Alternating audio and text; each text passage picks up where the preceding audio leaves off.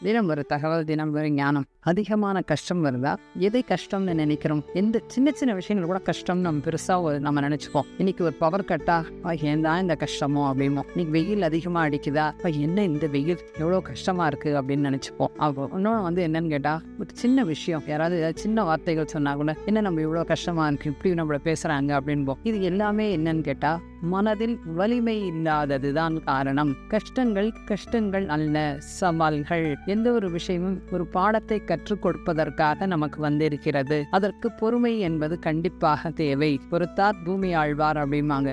அப்போ பொறுமைக்கு பூமாதேவி அப்படிம்பாங்க. அப்போ எவ்வளவு பொறுமையாக இருந்ததினால்தான் அவர்கள் எல்லாம் இதிகாசத்தில் இடம் பிடித்தார்கள். யோசிச்சு பாருங்க, ராமருக்கு இல்லாத கஷ்டமா, கிருஷ்ணருக்கு இல்லாத கஷ்டமா? எவ்வளவு விஷயங்கள். அவர்கள்லாம் பொறுமையுடன் இருந்ததினால் இன்னைக்கு எவ்வளவு பெரிய மகான்களாக இருக்கார்கள். இப்ப நாம் எப்படி இருக்க வேண்டும்? கஷ்டத்தை கஷ்டம் என்று பாராமல் என்ன பெரிய, அதுதான் பாடம் கற்றுக்கொள்ள முடியும். ஏதோ ஒரு பாடம் கற்றுக்கொள்வதற்காக இந்த கஷ்டம் இருக்கு, நம்ம என்ன பண்ணணும் அப்படின்னு யோசிக்கணும். நாம் ஏன்னால் சவால்களை நம்ம எதிர்கொள்ள கற்றுக்கொள்ள வேண்டும். துவண்டு போகக்கூடாது. அப்படியே மனசு ஒடிஞ்சு போய் சின்ன சின்ன விஷயத்துக்கெல்லாம் சலிப்போடு அப்படிலாம் இருந்தோம்னா நாம் ஆற்றலை இழக்கிறோம். நம்ம ஆற்றல் அதிகப்படுத்தி கொண்டே இருக்க வேண்டும். ஆற்றலை அதிகப்படுத்துவதற்கு தொடர்ந்து தியானம் செய்ய வேண்டும். மற்றவர்களுடைய பிரச்சனைகள், மற்றவர்களுடைய கஷ்டங்களை காது கொடுத்து நாம் கேட்கக்கூடாது.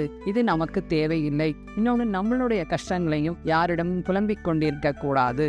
ஏன்னு கேட்டால், நம்மளுடைய கஷ்டங்களை நாம் தான் தீர்த்து கொள்ள வேண்டும். தியான சக்தி இருக்கு. இந்த தியானத்தினால் நாம் அதை தீர்த்து கொள்ள முடியும். ஏற்றுக்கொள்வோம். தீர்க்கிறோமோ இல்லையோ, ஏதோ ஜென்மால நான் ஏதோ கஷ்டத்தை யாருக்கோ கொடுத்துருக்கேன், இன்னைக்கு இந்த கஷ்டம் வந்திருக்கு, போனா போட்டோம் அப்படின்னு சொல்லி ஏற்றுக்கொள்ளும் அக்செப்டன்ஸ் என்ற பக்குவம் நமக்கு கண்டிப்பாக கிடைக்கும். இதனால் எல்லாவற்றிற்குமே தீர்வு என்னன்னா தியானம் மட்டும்தான். ஞானத்தை பெருக்கிக் கொள்ள வேண்டும். அஞ்ஞானம் மிக மிக முக்கியமானது. தியானத்தினால் மட்டும்தான் ஞானம் அடைய முடியும். தியானம் செய்வோம், ஞானம் பெறுவோம். நன்றி.